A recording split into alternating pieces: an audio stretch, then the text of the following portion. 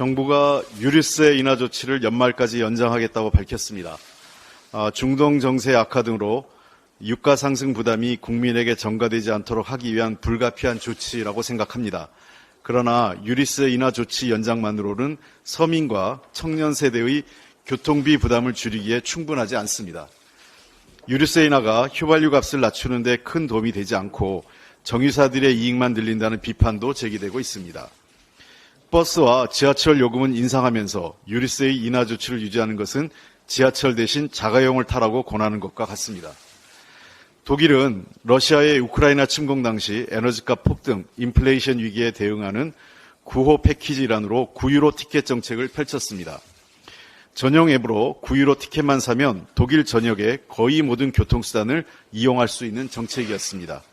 현재는 국민적 호응 속에 49유로 티켓을 시행하고 있습니다. 9유로 티켓은 정책 효과도 대성공이었습니다. 이용 횟수는 한 달에 약 10억 회, 자동차에서 9유로 티켓 이용으로 전환한 이동 비율은 약 10%로 집계되었습니다. 월 평균 60만 톤, 3개월간 180만 톤의 탄소가 저감되기도 했습니다.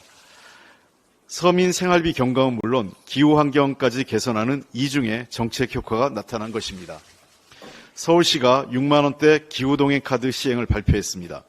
경기도는 더 경기 패스를, 국토교통부는 문재인 정부의 알뜰 교통카드를 확대한 K패스를 추진하고 있습니다. 민주당은 이러한 움직임에 모두 찬성합니다.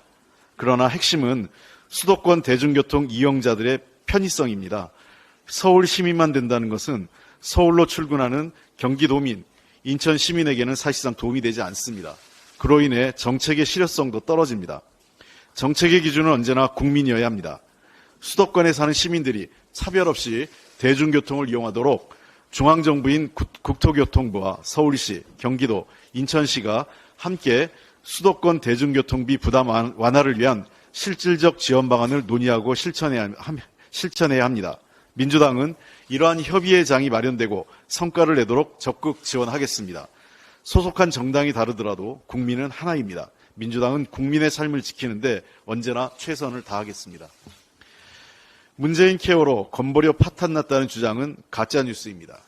우리 당 강선우 의원에 의하면 건강보험심사평가원이 초음파와 뇌 MRI 진료에서 기준을 위반해 지출한 보험금이 있는지 전수조사한 결과 99%가 문제가 없는 것으로 나타났습니다. 기관의 자료 역시 MRI 급여 확대 후 허혈성 뇌졸중 조기 발견 비율은 기존 17.2%에서 28.4%로 11.2%나 상승했습니다.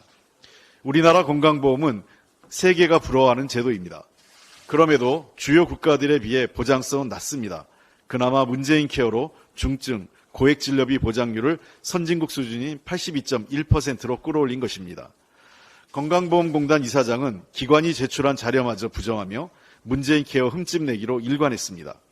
여당도 마치 국감 가이드라인이라도 받은 것처럼 이전 정부 탓에 올인했습니다. 모든 정책의 기준은 국민이고 원칙은 민생입니다.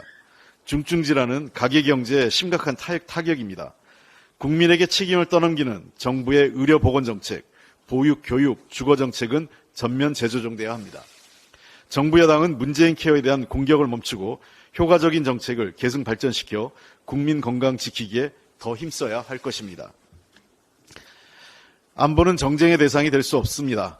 윤석열 정부의 9.19 남북 군사합의 파기 시도는 즉각 중단돼야 합니다. 이스라엘 모사드의 하마스 공격 예측 실패는 9.19 군사합의 파기의 근거가 될 수 없습니다.